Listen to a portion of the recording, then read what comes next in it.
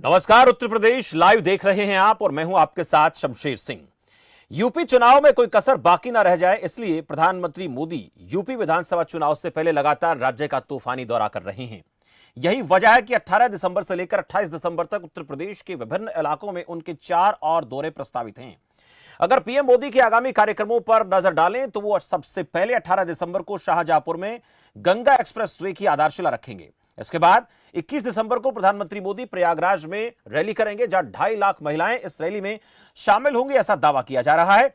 UP सरकार की scheme के अंतर्गत आने वाली महिलाओं को सम्मानित किया जाएगा। वहीं 23 दिसंबर को अपने संसदीय क्षेत्र वाराणसी जाएंगे, जिसमें अमूल दूध प्लांट समेत 1550 करोड़ की योजनाओं की सौगात देंगे। उसके बाद महीने के आखिर में पीएम नरेंद्र मोदी 28 दिसंबर को कानपुर जाएंगे, जहां कानपुर मेट्रो का लोकार्पण करेंगे। वहीं कुछ अन्य योजनाओं की भी शुरुआत करेंगे। इसके साथ साथ प्रधानमंत्री मोदी सांसदों से भी लगातार चुनाव को लेकर फीडबैक लेते रहते हैं और इसी कार्यक्रम के तहत उत्तर प्रदेश और उत्तराखंड के सांसदों के साथ नाश्ते पर चर्चा करने का कार्यक्रम, सभी सांसदों को प्रधानमंत्री ने अपने आवास पर नाश्ते के लिए बुलाया।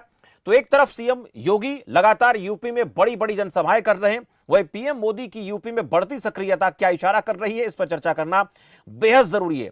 क्या यूपी जैसे बड़े राज्य में योगी अकेले दम पर पूरे यूपी को बेहतरी से कवर करना उनके लिए आसान नहीं है? दूसरी तरफ अखिलेश भी लगातार जो है अपने कुनबे को बढ़ा रहे हैं और इसी कड़ी में चाचा शिवपाल यादव अखिलेश के साथ आ गए हैं और इसी तरह से अन्य छोटे छोटे राजनीतिक दलों का सपा के साथ गठबंधन, क्या इसने बीजेपी के लिए मुश्किलें बढ़ा दी हैं? जो प्रधानमंत्री लगातार उत्तर प्रदेश की सियासत में जो दिसंबर के महीने में भी गर्मी बढ़ाने वाली चुनावी रैलियां कर रहे हैं, इस पर चर्चा करेंगे। मेरे साथ खास मेहमान जुड़ेंगे, उनसे परिचय मैं आपका कराऊंगा। मेहमान जुड़ चुके हैं मेरे साथ। अभिमन्यु त्यागी हैं, प्रवक्ता कांग्रेस पार्टी से। त्यागी साहब, बहुत स्वागत है आपका। मनोज यादव, प्रवक्ता समाजवादी पार्टी से। मनोज जी, आपका भी बहुत बहुत स्वागत है। आलोक वर्मा, प्रवक्ता भारतीय जनता पार्टी से। आलोक जी, आपका भी स्वागत है। और संजीव कपासिया, हमारे राजनीतिक संपादक, लखनऊ पर बारीकी से नजर रख रहे हैं, वो मेरे साथ है। संजीव, आपका भी बहुत बहुत स्वागत है खबरफास्ट के इस खास कार्यक्रम में। चलिए, सबसे पहले संजीव आपके पास आते हैं। दो बड़ी बातें, एक तरफ उत्तर प्रदेश में खुद सीएम योगी लगातार चुनाव प्रचार की बात करें, यहां पर सौगात दे रहे हैं, और एक तरफ प्रधानमंत्री मोदी ने भी कमान संभाल ली है और इस महीने में ताबड़तोड़ 4 और प्रस्तावित दौरे प्रधानमंत्री मोदी के हैं। दूसरी तरफ अगर हम बात कर लेते हैं अखिलेश यादव की, तो चाचा साथ आ गए हैं। कभी अलगाव, अब एक साथ आना, ये क्या इशारा कर रहा है? क्या इसने बीजेपी के लिए चुनौती खड़ी कर दी है, या फिर उत्तर प्रदेश की सियासत में जो बीजेपी है वो एक भी ऐसा कोई कमजोर कड़ी नहीं छोड़ना चाहती जो इस चुनाव के लिए उनके लिए मुश्किलें खड़ी कर दे? संजीव, देखिए, सबसे उत्तर प्रदेश में जिस तरीके से समाजवादी पार्टी ने छोटे दलों को लेकर एक बड़ा प्लेटफॉर्म तैयार किया है, उसको भारतीय जनता पार्टी के जो चाणक्य हैं, रणनीतिकार हैं, वो बखूबी समझ रहे हैं। और यही वजह है कि उत्तर प्रदेश में चुनावी प्रचार अभियान की कमान अब भारतीय जनता पार्टी और देश के सबसे बड़े नेता नरेंद्र मोदी के हाथों में आ गई है। अगले 10 दिनों तक नरेंद्र मोदी उत्तर प्रदेश में 4 बड़े दौरे करने जा रहे हैं। इसी पर बात करेंगे। सबसे पहला सवाल भारतीय जनता पार्टी से ले लेते हैं। आलोक जी, क्या आपको लगता है कि उत्तर प्रदेश में समाजवादी पार्टी आपके सामने एक बड़ी चुनौती पेश करने जा रही है? यही वजह है कि अब चुनावी अभियान की कमान सीधे प्रधानमंत्री मोदी के हाथों में पहुंच गई है। चलिए मैं एक बार रुकूंगा। संजीव, मेरे साथ अभी दो खास मेहमान नहीं जुड़े हैं, मनोज यादव। तो यही संजीव, आ रहा हूं आपके पास। मनोज यादव और आलोक वर्मा भी जुड़े नहीं है। मैं चाहूंगा कि एक बार आप अभिमन्यु त्यागी जी से सवाल कर सकते हैं। प्रधानमंत्री नरेंद्र मोदी के इन दौरों को लेकर कांग्रेस क्या सोचती है? अभिमन्यु त्यागी के पास चलेंगे। संजीव,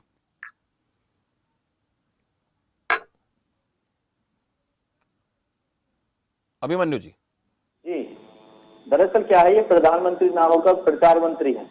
ये हमेशा चुनावी मोड में रहते हैं, चुनावी जीवी हैं। जहां जहां चुनाव होता है वहां सक्रिय हो जाते हैं।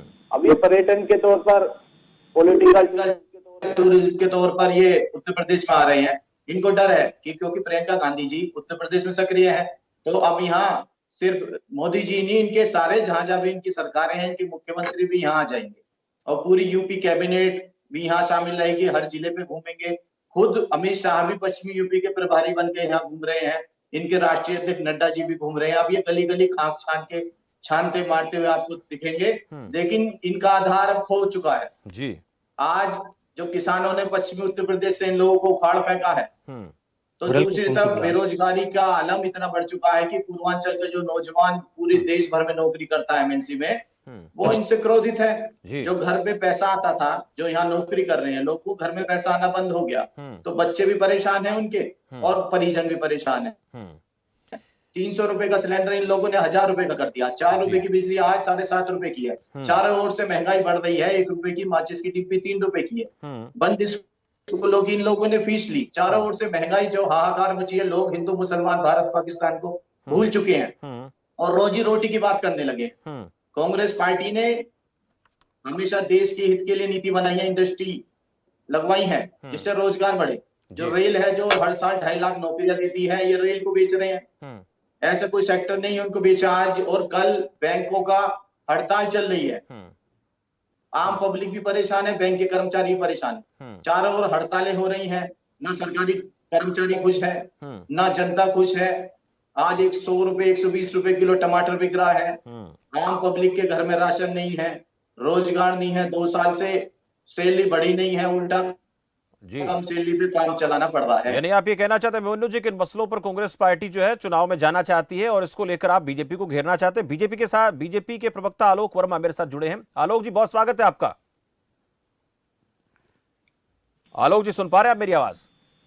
जी, आपकी आवाज आ रही है? जी, मैं सुन पा रहा हूं सर आपको। आलोक जी, आपसे जानना चाहेंगे, ताबड़तोड़ लगातार दौरे कर रहे हैं प्रधानमंत्री नरेंद्र मोदी, और अगर मैं बात करूं सीएम योगी की तो वो लगातार जनसभाओं में जाते हैं, बड़ी बड़ी जनसभाएं करते हैं, लेकिन अब प्रधानमंत्री भी पूरी तौर पर यूपी के विधानसभा चुनाव में अपने ताल ठोक रहे हैं। क्या अकेले सीएम योगी के दम पर लगता नहीं था कि इस महामंथन को, इस रण को पार कर पाना आसान होगा, इस समुद्र को, सियासत के समुद्र को पार करना आसान नहीं होगा, इसलिए प्रधानमंत्री भी पूरी तरह सक्रिय हो गए हैं?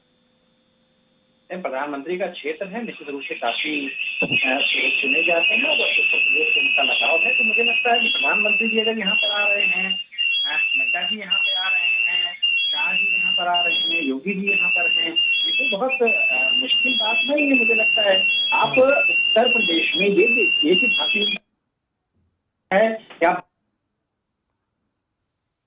चलिए, अब थोड़ी दिक्कत आ रही है, डिस्टर्बेंस है। अगर मेरे साथ मनोज यादव हैं तो जरा उनसे बातचीत करना चाहिए। मनोज जी, आप मेरी आवाज सुन पा रहे हैं? चलिए, अभी तक मनोज यादव नहीं जुड़ पाए हैं। लगातार हम चर्चा कर रहे हैं अभिमन्यु त्यागी जी। देखिए, अभी जितना हम समझ पाए थे आलोक वर्मा जी को, उनका एक ही बात ये कहना है कि जिस तरह से अगर यूपी उनका क्षेत्र है उसमें वो जाएं तो दिक्कत क्या है। आपने कहा कि यहाँ रोजगार को लेकर बात होनी चाहिए, वहाँ का युवा ऐसा चाहता है, वैसा चाहता है, लेकिन अगर आपसे जानना चाहूँ तो क्या कांग्रेस पार्टी के पास इन मसलों को लेकर चुनाव में जाने के लिए तैयारी आपकी पूरी है? और यूपी के सियासत में कांग्रेस पार्टी किस दम पर, कितने आधार पर ताल ठोक रही है? देखिए, कांग्रेस पार्टी कभी चुनावी मोड में नहीं रहती है कि वो चुनाव के आधार पर योजनाओं की बातें करेगी। देखिए, जब देश आजाद हुआ तो 99% लोग देशवासी जो थे नंगे पांव थे। 99% जो मकान थे वो छप्पर थे। आज 60% गांव में, शहर में पक्के लेंटर है प्रधानमंत्री आवास योजना के तहत और इंदिरा गांधी आवास योजना के तहत। जब देश में संविधान लागू हुआ तो समानता की बात लिखी गई। उस समानता के लिए कांग्रेस पार्टी ने काम किया कि किसान का, मजदूर का बच्चा धन्ना सेठ के बच्चे के साथ बैठ के पढ़ने लगा। इसके लिए विश्वविद्यालयों का निर्माण, डिग्री कॉलेज का निर्माण और गांव देहात में प्राइमरी स्कूल का निर्माण कराया।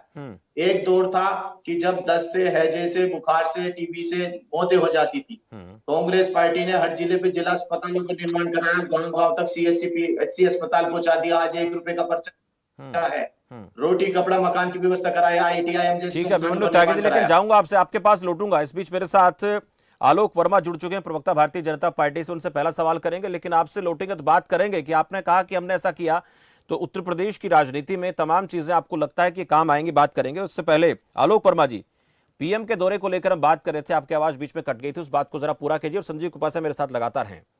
आलोक जी, मुझे लगता है कहा कि भारतीय जनता पार्टी के साथ उत्तर प्रदेश के लोग हैं कि नहीं है। 2014 से ही इतिहास उठा करके देख लीजिए, कोई भी इलेक्शन हो और कोई भी समीकरण हो, भारतीय जनता पार्टी के साथ लगातार यहाँ के लोग हैं, तभी एक बुलंद जीत हासिल हुई है। कांग्रेस के साथ ही बड़ी बड़ी बातें भी कर रहे थे, मैं सुन रहा था बहुत दौर से। 3 दशकों से उत्तर प्रदेश की सत्ता से बाहर हैं और आज हालात ये है कि राहुल गांधी जी उत्तर प्रदेश में आने की, अमेठी जाने की भी हिम्मत नहीं कर पाते। प्रियंका गांधी जी भी इस समय चुनावी मैदान में है। अभी देखिएगा 2022 के बाद वो भी नजर नहीं आएंगे उत्तर प्रदेश में। पूरा खेल देख लीजिए ना। 2017 में आपको अच्छी तरीके से याद होगा, मुझे लगता है, अगर आप भूले ना हो, कि उस समय क्या हुआ था। उस समय राहुल गांधी जी पूरे उत्तर प्रदेश में खाट सभाएं निकाल रहे थे। बाद में उन्होंने समाजवादी पार्टी के साथ गठबंधन किया। सीटें कितनी आई? 403 सीटों में 54 सीटें उनके पास उनको हासिल हुई है, दोनों दलों को, कांग्रेस को भी और समाजवादी पार्टी को। 2019 का इतिहास उठा करके देख लीजिए, भारतीय जनता पार्टी की बुलंद जीत हासिल हुई थी भारतीय जनता पार्टी को। बसपा और सपा को कुल मिला के 80 सीटों में 15 सीटें हासिल हुई थी। अभी हाल में जो पंचायत चुनाव हुआ उसमें भी भारतीय जनता पार्टी को बुलंद जीत हासिल हुई। तो मुझे लगता है कि उत्तर प्रदेश के लोग जो काम हम उत्तर प्रदेश के लिए कर रहे हैं उसको पसंद कर रहे हैं, और 2022 में एक बार फिर से भारतीय जनता पार्टी बुलंद तरीके से आने जा रही है। आलोक जी, क्या आपको लगता है समाजवादी पार्टी का छोटे दलों को लेकर जो बड़ा प्लेटफॉर्म उन्होंने तैयार किया है, चाहे पूर्वांचल में आपके पुराने साथी ओम प्रकाश राजभर हो, या फिर पश्चिमी उत्तर प्रदेश में रालोद के नेता जयंत चौधरी, या फिर बुंदेलखंड और पूर्वांचल में बड़ा असर रखने वाली कृष्णा पटेल, तो ये जो प्लेटफॉर्म तैयार हुआ है, कल शिवपाल यादव से भी उनकी मुलाकात हुई, यानी अब यादव परिवार का पुराना कलह और पुराना झगड़ा लगभग समाप्ति की ओर है। तो आपको लगता है कि समाजवादी पार्टी छोटे दलों के साथ मिलकर आपको एक बड़ी चुनौती पेश करने जा रही है 22 में? संजीव भाई, अखिलेश यादव जी पारस पत्थर है, लेकिन एक ऐसे पारस पत्थर हैं जो अगर सोने को भी छू लेते हैं तो वो लोहा बन जाता है। इतिहास उठा करके देख लीजिए ना, 2017 में राहुल गांधी जी कुछ बेहतर कर रहे थे, उत्तर प्रदेश में करते हुए दिखाई पड़ रहे थे। अभी मैंने खाट सभा का जिक्र किया, आपको याद होगा अच्छी तरीके से, कि एक एजेंसी का की भी हेल्प उन्होंने उत्तर प्रदेश में ली थी, और उसके बाद पूरे उत्तर प्रदेश में जो खाट सभाएं कर रहे थे उससे कुछ लग रहा था कि कांग्रेस कुछ बेहतर करेगी। समाजवादी पार्टी के साथी उस समय 2017 के चुनाव में बोल रहे थे काम बोलता है, जो अभी बोल रहे हैं काम बोलता है, अब आपका नहीं हमारा काम बोलता है, उस समय भी बोल रहे थे काम बोलता है।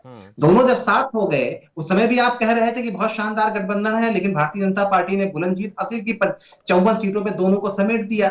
2019 में बसपा के साथ जब आए समाजवादी पार्टी के साथी, तब भी क्या हुआ? 15 सीटें हासिल हुई। ये अलग बात है कि अब जाके ये कह रहे हैं कि छोटे दलों के साथ आएंगे, बड़े दलों के साथ हमारा गठबंधन कोई बहुत सक्सेसफुल नहीं रहा। ये भी करके देख ले। जवाब आलोक जी 2014, 2017, 2019 ये चुनाव अब पुरानी बातें हो चुकी हैं।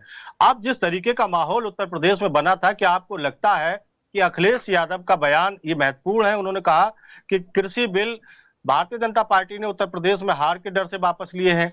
इसके अलावा तमाम जो कानून व्यवस्था के मुद्दे हैं, शिक्षा, स्वास्थ्य, रोजगार, ये बुनियादी मुद्दे हैं, इन पर चुनाव होने हैं। हम तो उसी की बात कर ही रहे हैं ना। पूरे उत्तर प्रदेश में भारतीय जनता पार्टी ने जो काम किया है, सबको साथ लेकर के चलने का जो काम किया है, सबके विकास, सबके विश्वास का जो काम किया है, सबके प्रयास से उत्तर प्रदेश की जो तस्वीर बदली है, उसी पर तो हम वोट मांग रहे हैं।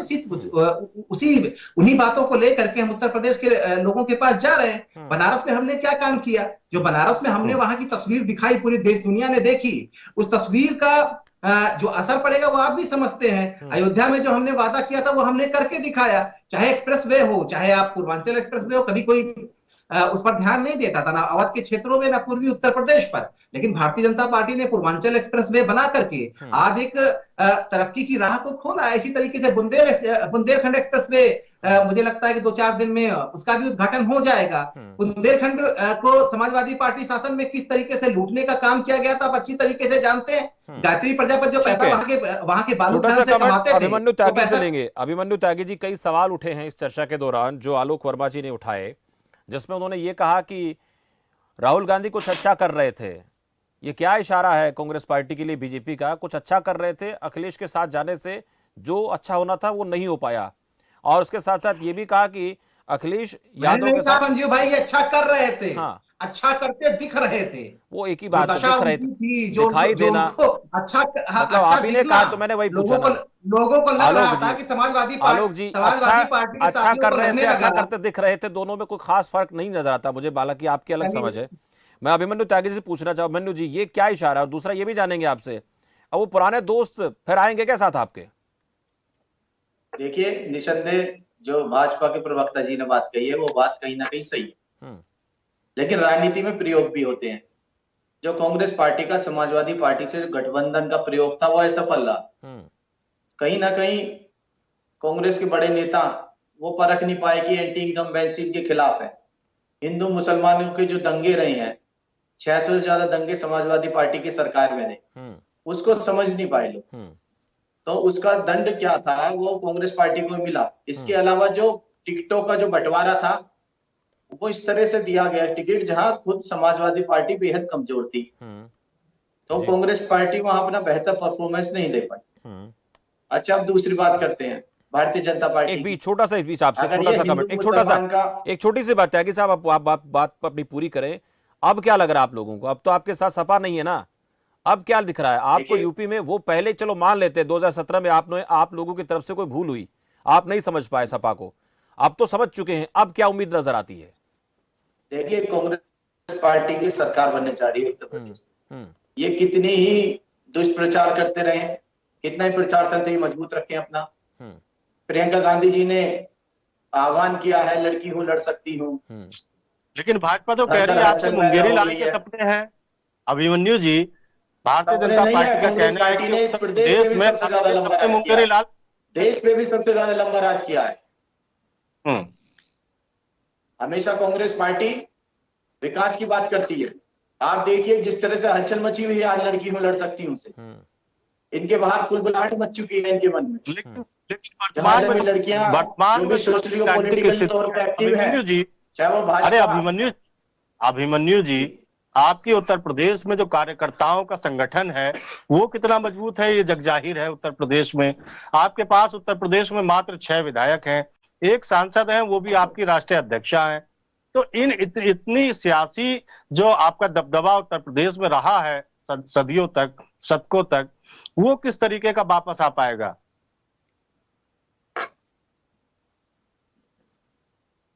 अभिमन्यु त्यागी जी,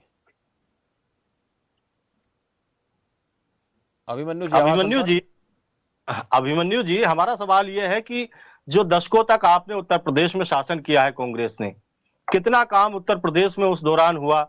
और आज जब भारतीय जनता पार्टी की सरकार है, उत्तर प्रदेश में मुख्यमंत्री के तौर पर योगी आदित्यनाथ काम कर रहे हैं, जो हिंदुत्व के मजबूत एजेंडे पर चलते हैं। देश के प्रधानमंत्री नरेंद्र मोदी उत्तर प्रदेश से सांसद हैं और उनके दौरे पिछले महीने की बात की जाए तो 4 से 5 दौरे पिछले महीने में उत्तर प्रदेश में रहे हैं।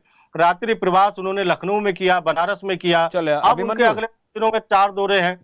मुझे लगता है अभिमन्यु तक आवाज नहीं पहुंच पा रही। संजीव, अभिमन्यु तक आवाज नहीं पहुंच पा रही है, तब तक हम आलोक वर्मा जी से बात कर लेते हैं। आलोक वर्मा जी, लगातार दौरे को लेकर बात हम कर रहे हैं, लेकिन एक चीज तो हम जानना चाहेंगे आप लोगों से। आपकी पार्टी के साथ भी कुछ लोग जो है, पिछले चुनाव में देखा कि छोटे छोटे राजनीतिक दलों के साथ आप लोगों ने गठबंधन किया, अब उसी लीग पर, उसी परंपरा पर कहीं ना कहीं समाजवादी पार्टी चलती हुई नजर आती है।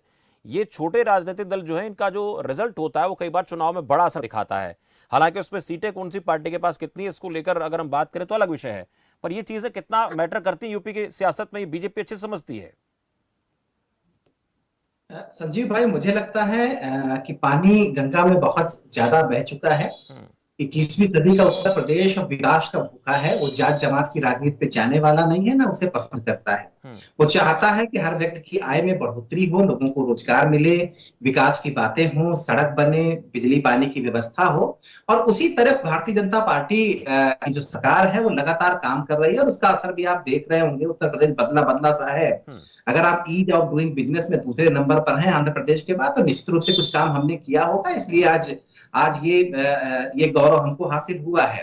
अगर आज इकोनॉमी में हम महाराष्ट्र के बाद दूसरे नंबर पर हैं, तो निश्चित रूप से कुछ बेहतर काम हमने किया होगा, जिसकी वजह से इकोनॉमी में हम दूसरे नंबर पर पहुंचे हैं। सड़कों पर लोग जो है कुछ खास इलाकों की तरक्की किया करते थे, हम पूरे उत्तर प्रदेश की तरक्की की राह पर लेकर के जा रहे हैं। चाहे पश्चिमी उत्तर प्रदेश की बात करें, चाहे पूर्वी उत्तर प्रदेश की बात करें, चाहे बुंदेलखंड की बात करें, हम सड़क भी बना रहे हैं, हम बिजली पानी की व्यवस्था भी कर रहे हैं, हॉस्पिटल भी बना रहे हैं। आप गौर कर लीजिए ना। बड़ा मुद्दा था 2017 से पहले उत्तर प्रदेश के युवाओं को रोजगार और उत्तर प्रदेश की कानून व्यवस्था। क्या आपको नहीं लगता दोनों आपके लिए चुनौती बनते जा रहे हैं? आज जिस तरीके से मुखर है विपक्ष कानून व्यवस्था को लेकर, रोजगार को लेकर, दोनों पर आप फंस। संजीव भाई, मैं भी जर्नलिस्ट रहा हूं। संजीव भाई, मैं भी जर्नलिस्ट रहा हूं और मैंने वो तस्वीर कभी नहीं देखी कि थानों में लोग जो है अपने गले में तख्ती लगा के आए कि मैं सरेंडर करना चाहता हूं। ये तो योगी सरकार में हुआ पिछले 4.5-5 सालों में। कोई बड़ा माफिया जो उत्तर प्रदेश का, बहुत सारे नाम आप जानते होंगे, चाहे मुख्तार अंसारी की बात करें, चाहे पूर्वांचल के कई माफियाओं की बात कर लें, चाहे अतीक अहमद जो प्रयागराज के इलाकों में थे, उनकी किस तरीके से दहशत बोलती थी, किस तरीके से उनका रसूख चलता था। मुझे लगता है कि अगर योगी सरकार में पिछले 4.5-5 साल में वो कहीं दूसरी जगह शरण लेने की राहत खोजते थे, अतीक अहमद शायद गुजरात में है, मुख्तार अंसारी को हम पंजाब की जेल से निकाल करके फिर वापस उत्तर प्रदेश की जेल में लेकर के आए, बहुत सारे जो दूसरे बड़े माफिया थे वो अपनी खोह में चले गए। तो ये निश्चित रूप से कानून के मसले पर हमारा शानदार काम है। दूसरी चीज सबसे बड़ी बात है, भी बहुत सारे साथी कह रहे थे डिबेट में भी था। आलोक जी आपके पास आ रहे हैं। संजीव, अभी अभिमन्यु त्यागी जुड़े हुए हैं, वो कुछ कहना चाहते हैं, आप अपना सवाल भी पूछिए उनसे। अभिमन्यु जी, आपको लगता है कि अभिमन्यु जी सवाल पहले ले लीजिए। अभिमन्यु जी, आपकी जो कांग्रेस की स्थिति उत्तर प्रदेश में है, 6 आपके पास विधायक हैं, एकमात्र सांसद है, वो भी आपकी राष्ट्रीय नेता है, राष्ट्रीय अध्यक्ष सोनिया गांधी, रायबरेली से सांसद हैं। तो आपको लगता है कि आपकी जो सियासी स्थिति उत्तर प्रदेश में वर्तमान में है, उसके बलबूते आप कहां तक स्टैंड करते हैं 2022 में? और क्या आपको नहीं लगता कि छोटे जो दल हैं वो आपके पास इसलिए नहीं आ रहे कि उनको नहीं लगता है कि कांग्रेस की स्थिति उत्तर प्रदेश में मजबूत है? देखिए, आपकी एक बात में तो दम है जी। कांग्रेस पार्टी पहले कमजोर रही थी, लेकिन जब से प्रियंका गांधी जी ने खुद आकर कमान जब से संभाली है, कांग्रेस पार्टी मजबूती की तरफ बढ़ रही है लगातार। और जहां तक बात है कि 6 विधायक है, 7 विधायक है, अगर कांग्रेस पार्टी की नेताओं में कम नहीं होता हमको मालूम है जन्नत की हकीकत, लेकिन मोदी जी को उत्तर प्रदेश में लाना पड़ता। गालिब या ख्याल अच्छा है, कहा था कि स्मार्ट सिटी बनाएंगे। जिन लोगों ने कहा करेंगे, किसानों का दुगनी हुई कि नहीं हुई? मोदी जी ने 2018 से 2020 तक कहा था एम्स बनाएंगे, कहां हुआ एम्स में इलाज? इनसे सवाल है। ये कह रहे थे कि एमएसपी लागू की जाएगी, कहां है एमएसपी? आप जो डीएपी का कट्टा 1200 का था, 1500 का है।